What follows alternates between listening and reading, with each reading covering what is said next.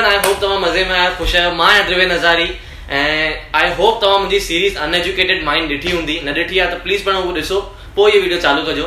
ऐं अॼु असां कयूं था अनएजुकेटेड माइंड जो पॉडकास्ट। असां सां गॾु आहिनि प्रोफेसर संदीप भाटिया, सोनल ट्यूशन जा, professor Pritam Bangale sir and असां सां हिते quite popular faces Kishan Ramnani sir, जंहिं वेब सीरीज़ में प्रोफेसर जो रोल कयो, एंड सिंधियनिज़म जा junior artist and struggler Anil Pursani. Anyway sir, let's start our podcast. जी शुरुआत करण खां पहिरीं मूंखे इहो तूं ॿुधाए कि अनएजुकेटेड माइंड जो कॉन्सेप्ट या टॉपिक तोखे कीअं मतिलबु सुझो कि असां हिन ते कुझु सीरीज़ ठाहियूं? First of all thank you so much सभिनी खे जंहिं सीरीज़ ॾिठी, एॾो पसंदि कयो, जाम ॼणनि पसंदि कया सीरीज़ खे। माण्हू जाम इमोशनल थिया आहिनि, जंहिं जाम रिलेट बि कयो आहे, जंहिंसां थी आहे इहा ॻाल्हि, जाम माण्हू रुना बि। त एक्चुअली छा थियो न, मूंखे संदीप सर ॿुधाइनि कि कीअं छा थियो एक्चुअल में। द्रिवेन, मां पहिरियों हिन सीरीज़ जे बारे में ॻाल्हायां त तव्हांजी हिकु अलॻि इमेज ठही वई आहे, लेट बी वेरी फैक्ट। तव्हां सभिनी जी, तव्हां सर, तव्हां स्पेशली तव्हांजी, राइट। अच्छा, इहो किथां मूंखे आइडिया आई? पहिरीं इहा अंडरस्टैंडिंग हीअं आहे कि मां जेको ऑब्ज़र्व कयो आहे कि असां जेका सिंधी ॿारनि में, इनफैक्ट सिंधी ॿारनि खे छा थो लॻे कि हिकु शॉर्टकट तरीक़े सां मां पहुचां, महिनत न कयां, बट शॉर्टकट तरीक़े सां मूंखे सक्सेस खपे। दिस इज, मुंहिंजे हिसाब सां this is actually not achievable. मां चाहींदुमि कि हुननि खे थोरो हिकु वे मिले। त उहो मूंखे कीअं लॻो कि यार यू आर द वन, जेके तव्हांखे एॾो क्राउड अटैच्ड आहे, त तव्हां हुननि खे कीअं गाइड करे सघंदा आहियो प्रॉपरली। त तव्हांजे चैनल जे थ्रू मां हिकु चाहियां पियो कि they should understand the importance of education, right. So मुंहिंजे दिमाग़ में ईअं आयो कि हुननि खे ॿुधायां कि this is the reality of education and इहा ई इम्पोर्टेंस आहे जेकी तव्हांखे एजुकेशन खां पोइ मिलंदी। ऑफ कोर्स तव्हां इहो बि चयो कि साइंस में ॿार, सिंधी ॿार घटि था वञनि जाम। साइंस में मां इहो ऑब्ज़र्व कयो आहे, सिंधी ॿार घटि छो था वञनि, हुनजो रीज़न इहो आहे कि साइंस हुननि खे लॻे थी टफ आहे, बट मूंखे ख़बर आहे कि असां एॾनि सालनि खां पढ़ायूं था, असांखे ख़बर आहे कि we can impart the education in them like anything. असां सोनम से कीअं कंदा आहियूं, basically we work on the basics first. असां डायरेक्ट एंट्रेंस जी पढ़ाई न कराईंदा आहियूं, असां पहिरियों बेसिक्स पढ़ाईंदा आहियूं। पहिरियों बेसिक्स क्लियर थिया त ई हुनजो एंट्रेंस कराईंदा आहियूं। एब्सोल्युटली, मां सोनम जे पाण पार्ट रही चुको आहियां। ओके, हा, मां 2 साल सोनम मां ई पाण पढ़ियो आहियां, हाणे फार्मेसी बि करे छॾी। अरे हिन सीरीज़ खां पोइ त मूंखे माण्हू चवंदा हुया कि तुंहिंजा 3 क्लासेस इहे सोनम ट्यूशन। डेफिनेटली मां उहो ई तव्हांखे चवंदा, तव्हां जेको रोल निभायो आहे न सर, वो उन सां ही हिकु अलॻि तव्हांजी स्टैंडिंग बि अची वई आहे। पर मां तव्हांखे ॿुधाए छॾियां कि सिर्फ़ु साइंस स्ट्रीम ई न, पर ॿिया बि जेके स्ट्रीम्स आहिनि, हिन वेब सीरीज़ उन्हनि ते बि इफेक्ट विधो आहे। छो त मूंखे जाम पेरेंट्स इहे बि मिलिया हुआ जंहिं ईअं चयो मूंखे कि जेके असां न सम्झाए सघियासीं उहो सीरीज़ सम्झाए छॾियो ॿार। मां साइंस जे करे न कयो, मां कयो एजुकेशन। असां वेठा सर सां ॻाल्हाइण थी कि मेरे असांखे एजुकेशन में थोरो फोकस करिणो आहे, कि सिंधी ॿार न बिज़नेस जे तरफ़ इंक्लाइड आहिनि। बिज़नेस छो कि सिंधी फैमिली बिज़नेस फैमिलीज़ आहियूं असां, त हुननि जो इहो ई मेन हो कि असां थोरो एजुकेशन में थोरो फोकस कयूं। छा थी वियो न, मां ॿुधायां हिकिड़ी रिज़ल्ट। असांजा कुझु फोर फादर्स अनएजुकेटेड हुआ, हुनजो हिकु मक़सदु आहे, हुनजो रीज़न आहे। वो जॾहिं पाकिस्तान में आया त उन्हनि खे सिर्फ़ु महिनत करण जो ऑप्शन हो, असांखे पालण जो ऑप्शन हो, त ओॾी महिल उहो पढ़ी न सघिया। लेकिन अॼु असांखे सभु कुझु आहे, त मां चाहींदो आहियां कि पहिरियों पढ़नि। Absolutely, that is what I wanted. जो साइंटिफिक रीजन जेको तव्हां ॿुधायो, हां, इहो जाम इंपोर्टेंट आहे, जाम सिंधियुनि में वरी ईअं भाई थोरो ॿार पढ़े त चवंदा भाई वधीक छा पढ़ने, दुकान ते ई वेहणो आहे तोखे, न पढ़ घणो। अच्छा अनिल भाऊ, तव्हां हिन सीरीज़ में छा कयो? मां हिन सीरीज़ में जाम कुझु कयो। अच्छा, 3 सीरीज़ मां ॾिठियूं एक्चुअली। अच्छा, मूंखे अनएजुकेटेड हे टी शर्ट बि ॾिसण थी अचे, त इहा असांखे कॾहिं मिलंदी? इहा तव्हांखे जल्दी मिली वेंदी, ते असां गोल मैदान ते मेलो लॻाइण वारा। पर हिन स्पेलिंग बि अनएजुकेटेड ई आहे। न, यार स्पेलिंग मां ॿुधाई माने एक्चुअली। अच्छा, तव्हां अनएजुकेटेड आहियो। माने ग़लति छो थी आहे? स्पेलिंग बरोबर आहे न? हा, बरोबर आहे तव्हांजे हिसाब सां। न, के विद रीजन कि अनएजुकेटेड जेको माण्हू आहे हुन सी जे जॻह ते के लिखी रहे। अच्छा अच्छा, पर हाणे त अनएजुकेटेड माइंड एजुकेटेड थी वियो न। बट इहो असां ॿुधो आहे कि सिंधी ॻाल्हाइणु खपे, बट असां गॾु जंहिं महिल कोई नॉन सिंधी हुजे त हुन सां बि ॻाल्हाइणु खपे। सर सॉरी, असां सिंधी, हमारी सिंधी वेब सीरीज है तो हम सिंधी में बात कर रहे हैं, बट आपने वेब सीरीज शायद देखी, हमारी अच्छी लगी आपको? आपका क्या ओपिनियन था? See, it's a need of an hour right now. See, your community, particularly Sindhi community, to converse, they are mostly business oriented. Definitely. So simple calculation, you don't need to study hard to take care of a shop. Yeah. But right now, any person on this planet needs to be educated and keep on getting educated simply for getting succeeded in life. Definitely. So you cannot just rely on sitting on shop. You need education as a background, and you can take care of your shop much better way. So education, what we are promoting, the message of taking higher education is more important. That's what we are promoting through your video right now, and I think it's really helpful. It is. Acha, sir, I hope you have seen the series, like for 2 parts you have seen. Yes. So did I justify your role there? Yeah, as a teacher, you did a perfect role. All thanks to Driven, because dialogues were written by him only. Indeed. I hope asan Sonam stay ya take care, we take good care of children like this. Yeah. Jeko sir tanke chama thi na. Let me be very frank, sir. It was really good. And But it was a asan real hard lage pe Driven jere manu ke hain. Par po realize ho he was actually playing a student role. Correct. And as a professor अगर असां कॾहिं ॿार खे कुझु चई था वठूं अॼुकल्ह जी जनरेशन खे बुरो थो लॻे पर मां चाहींदुमि the generation should understand it's for their betterment.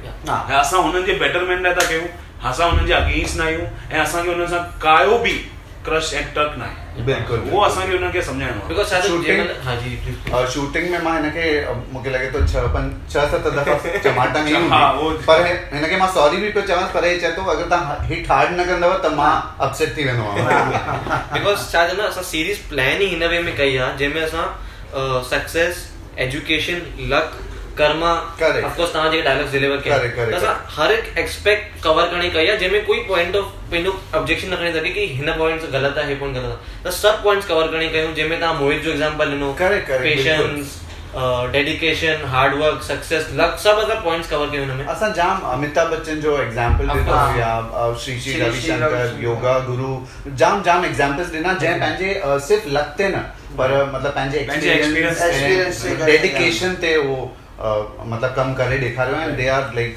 Shining like a star. मुंहिंजे लाइ टफ शो हुई बिकॉज मां रियल लाइफ में हिन जो ऑपोजिट आहियां जेको मां कैरेक्टर में प्ले कयां थो. लिटरली माण्हुनि कमेंट्स कयनि ड्रिवन तूं सची में ई आहे छा, पैसे में पागल आहे मां रियल लाइफ में हिन ऑपोजिट आहे, तव्हांखे बि ख़बर हूंदी. हां बिल्कुलु. सो एॾो टफ हुयो न सॼी सीरीज़ में हिकु इंटेंस रोल प्ले करण लाइ एंड मां कॾहिं मतिलबु रियल लाइफ में हुयुमि न त मूंखे ख़बर न आहे कीअं करिणो आहे. सॼी सीरीज़ में मां डिप्रेस्ड हुयुमि बट हे कैरेक्टर प्ले करिणो पियो छाकाणि त माण्हू हिन वे में गुज़री चुका आहिनि. मूंखे मैसेजेस आया आहिनि कि माण्हू हिन वे में गुज़री चुका आहिनि, हुननि पैसा विञाया आहिनि जाम. सो असांखे इहो मेन इंटेंशन हो कि असां सिर्फ़ु पोर्ट्रे कयो, हुननि खे रियल लाइफ ॾेखारियो एक्चुअल आहे छा. मां चाहींदुमि अगरि तव्हां पोर्ट्रे कयो कि इहो रियल इंसिडेंट सां थियो सोनम ते मां ॿुधियो इहो थियो तव्हां मूंसां पाण इहा ॻाल्हि शेयर कई बि एग्जैक्ट न थियो हुयो. आई टेल यू छा थियो मूंसां. मां नंढेपन खां ई मां फिल्म मेकिंग में काफ़ी हो हुयुमि मतिलबु क्रेज लाइन. मूंखे फिल्म डायरेक्शन हो, एक्टिंग जो कुझु बि न हुयो, फिल्म डायरेक्शन जो जाम है कि मां कुछ वीडियोस ठाहियां, स्टोरीज ठाहियां. सो मां सॼी देर सोनम से बि हुनमि न फिजिकली त मां सर जो लेक्चर तो ॾिसां बट माइंड में मुंहिंजी स्टोरीज हलंदियूं हुयूं. मां पंहिंजे फ्रेंड्स खे चवंदुमि क्लास ख़तमु थिए असांखे शूट करणी आहे त मां स्टोरीज वेठो लिखंदो हुउमि, सर जे मां हो तो लिखां. सो हाणे ख़बर न आहे कीअं ॿाहिरि सर खे ख़बर पइजी कि काफ़ी हो. मां एक्चुअली ग़लती मां सर खे मां ई ॿुधायो कि सर मां वीडियोस ठाहींदो आहियां त मूंखे थोरो पढ़ाई में इंट्रस्ट घटि आहे. So the wise advice he gave me कि चईं पुट तुंहिंजो पप्पा छा कंदो आहे. मां चयो मुंहिंजे पप्पा जो मेडिकल स्टोर आहे. सो ठीकु आहे. उन्हनि चयो कि हाणे तूं साइंस में स्टेप इन कयो आहे, तूं अगरि सपोज हाणे तूं मां चएं थो छॾे ॾियां मां इहो तूं छॾे बि हली वियो हली हुन फील्ड में, सपोज तूं न करे सघे उहो फील्ड बिकॉज मुंहिंजी फादर जी फील्ड न आहे, मुंहिंजी फैमिली बैकग्राउंड मुंहिंजी फिल्म इंडस्ट्री फैमिली बैकग्राउंड न आहे. सेकेंडली मूंखे हुनजो बि नॉलेज न आहे, न मूंखे हितां जो नॉलेज आहे न हुतां नॉलेज आहे. मां डायरेक्टली छॾे करे होॾे वञा एंड वॉट इफ मां फेल थी वञा हुते. हाणे वापसि त न अची सघंदे, टाइम हली वियो, सॼी महिनत हली वई, जेको गंदो एक्सपीरियंस मिलंदो उहो अलॻि ईंदो. त हुननि वाइज एडवाइस छा ॾिनी कि फर्स्ट कंप्लीट कर साइंस. तुंहिंजे फादर खे जेको बैकअप खपे तोखे फार्मेसी में मुंहिंजे फादर खे बैकअप ॾियणो आहे बिकॉज मेडिकल स्टोर त उहो हिकु बैकअप थी वञे. हुनखां पोइ तूं स्विच कर, सक्सेस थिए त जाम सुठो, न थिए त तूं हिते सेफ आहीं ऑलरेडी. सेफ साइड थी तो बिल्कुल सेफ थी पढ़ाई सां सेफ साइड थी तो. सर मूंखे ये ॻाल्हि चई बट हुनखां पोइ मां न मुड़ियो. मां वेठो वीडियोस कंदुमि त वन पॉइंट मां शूट करे आयो. मां पंहिंजे ॿारनि खे पंहिंजे फ्रेंड्स खे मां पंहिंजे फ्रेंड्स खे मां वीडियो पे ॾेखारियां. मां उहो DVD प्लेयर खणी आयमि पंहिंजे कज़िन जो ऐं हुननि कैमरा में ॾिसी वरितो बिकॉज दे ऑब्जर्व यू कहिड़ो ॿार मस्ती थो करे, पर्सनल अटेंशन ॾियणो आहे हुननि खे. त ॾिसी वरितो ॿाहिरि घुरियो, खणी अचु ॿाहिरि छा थो करे, मां वीडियो थो ठाहियां. उहो खणी छॾियो. बिल्कुलु बराबरि मूंखे मुंहिंजी उहो लेसन मिलियो जेको तव्हां मूंखे लेसन सीरीज़ में ॾिनो आहे, सेम लेसन मूंखे हुते मिलियो. छा थो करे हे जाम ज़रूरी हो बिकॉज मां अंधो हुयुमि हुनमें, जाम अंधो हुयुमि.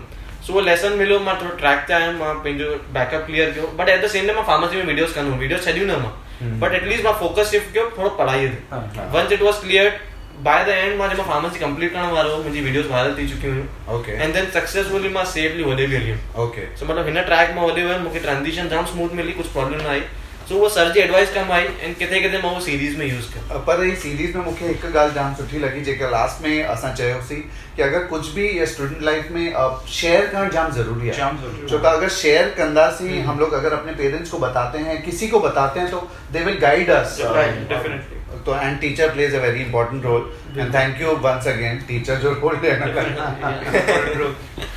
सो I remember I be honest हां इहो रोल मां पाण तव्हांखे न पियो ॾियां मूंखे ख़बर आहे बिकॉज मां सुभाणे ताईं शूट हुई मां संदीप सर जो सुभाणे सर असांजी क्लास ख़बर शूट करणी आहे त मां राति ताईं न स्क्रिप्ट पियो लिखां मां सर जो रोल पहिरियों ॿिए खे ॾिनो हुयो करेक्ट एंड वो जस्ट वो हुयो हुयो डांट फिटी कयो हुई मां साम्हूं कुझु लॻो न लॻो हुई हुयो अचानक मां राति जो 2:30 बजे मूंखे थॉट आयो यार मां सही कयां थो आई गिव इट मां ठीकु आहे सही नथो कयां त कंहिंखे खणा सडनली क्लिक किशन सर 3:30 बजे राति मां मैसेज कयो sir whenever you wake up just give me a call correct मां सुबुह कॉल कयो मूंखे चयो मां तव्हांखे ॿुधाई कि मूंखे तव्हांखे एनीओ तव्हांखे रोल करणो आहे चयो कि तव्हां अर्जेंट इवेंट आहे इन में तव्हांजे कंपनी में ऑफिस में सो बट सडनली तव्हां वापस कॉल बैक कयो मां कुछ अरेंज करना जरूरी है एंड तव्हां पहुची वियो so that was the best thing that happened by luck definitely या हे न हुजे ना तो वो सीरीज होती वो सीरीज होती मथे ना खणदी अचे ना पर वो जेको थर्ड पर्सन है वो केर हुयो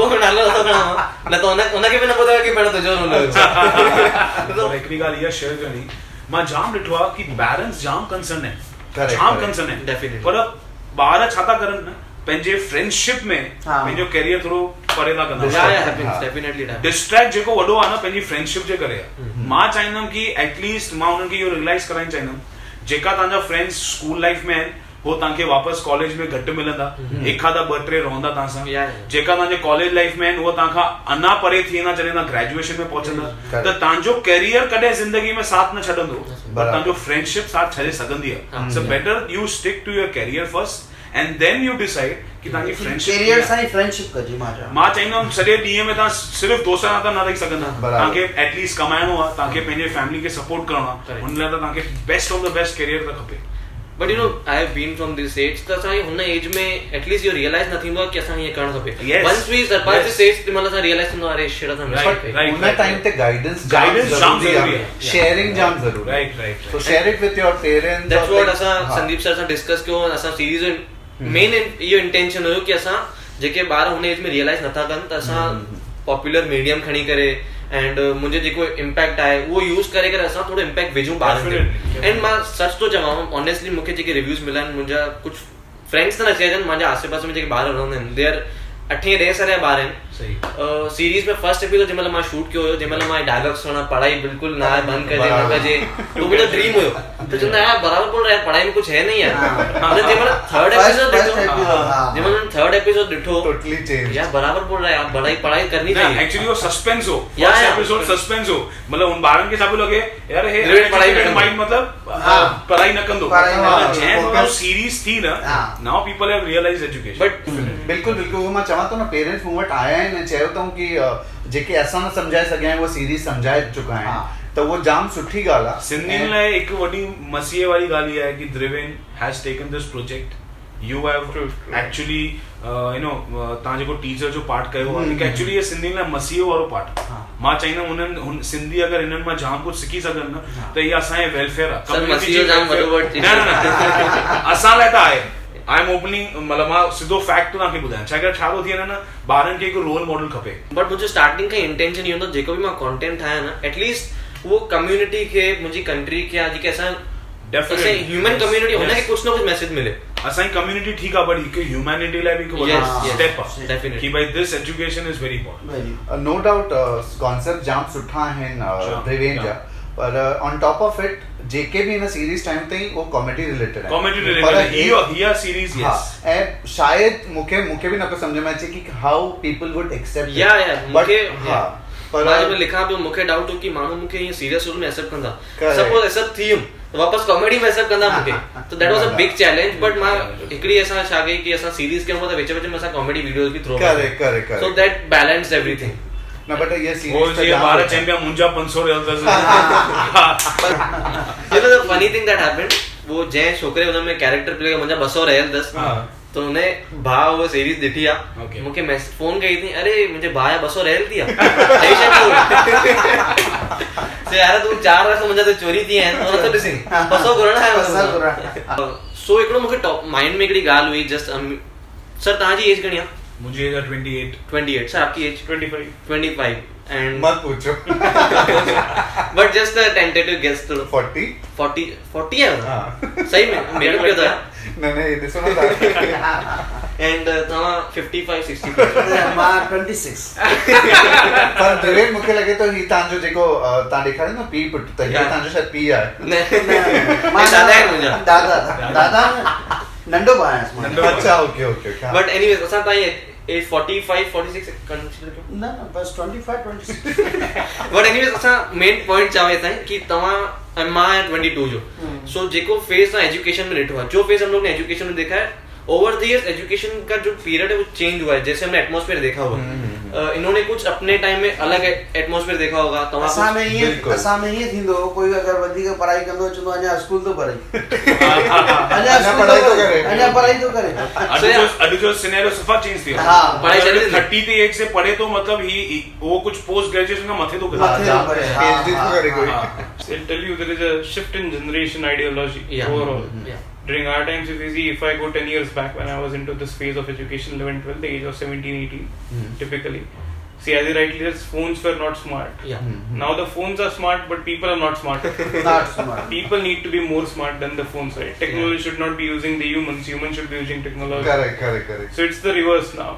There were phones, and we were actually using phones for its built purpose, which is communication. So the last point that I want to discuss कि important काफी point है कि हमें responsibility हमारी youth के ऊपर काफी है अभी इस एज पे तो जो youth पे responsibility है खुद कुछ करने की because we will take this community, we will take our community, we will take our country, सबको आगे हमें लेके जाना है Definitely. तो उनको कुछ अगर हमें बोलना है because sir being educationist sir आपको 20 years का एक्सपीरियंस है आपको 45 50 60 years का एक्सपीरियंस है so 26 यार so कुछ मैसेज सर आप अगर दोगे तो काफी इम्पैक्ट हो सकता है मैं सीरियस नोट पे अगर मैसेज देना है मुझे तो मां ही चाहींदुमि भाई एजुकेट थियो पंहिंजी फैमिली खे संभालणो अथव तव्हांखे एंड किथे न किथे तव्हांजे फादर खे रिटायर थियणो आहे तव्हांजे मथां डिपेंड थियणो आहे you should be educated that's the only thing I want to tell and because असांजो मक़सद ई एजुकेशन स्प्रेड करणु आहे प्लस सिंधी हेड़ी असांजी लैंग्वेज आहे हेड़ी भाषा आहे जेकी जाम मिठी आहे and don't forget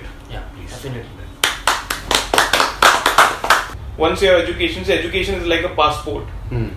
If unless until you don't have passport, you can't fly off to another country. So if you have education as a passport or as a weapon, you can fight a war. Yes. And this life is only a war. We need to be fighting. Right? Everybody will be experiencing your YouTuber. Right? It's a war. You're competing against the world. Yes. It's not only last like it's not only India, but in the world. All the YouTubers. And this education, what will help you also over time in doing your YouTube channels. Education really help you in all aspects of life. So they really need to get educated and avoid distractions as far as possible. It is a passport, definitely. It's definitely a passport. मां वधीक ज्ञान न ॾींदुसि छो त already ॾेई चुको आहियां तुंहिंजे डायलॉग्स जे थ्रू मां सिर्फ़ु इहो ई चवणु चाहींदुसि कि सिंधी ऑफकोर्स सिंधी जाम एंशियंट लैंग्वेज आहे कॾहिं बि न भुलाइणु खपे ऐं जॾहिं ॿ सिंधी गॾजनि त सिंधीअ में ई ॻाल्हाइनि स्किप थी वियो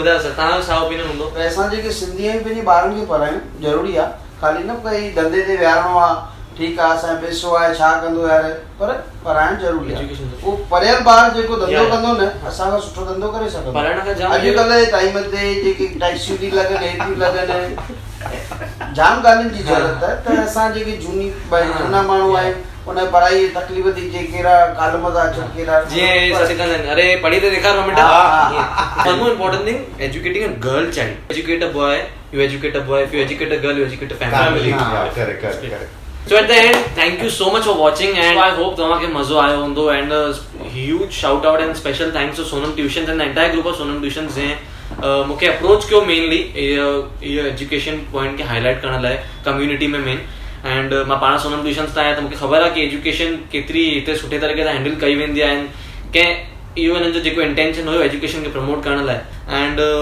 बस educate a girl child educate a boy child anyways thank you so much for watching and please like, comment, share and subscribe जेते न कयो बिल्कुल कजो। Thank you so much.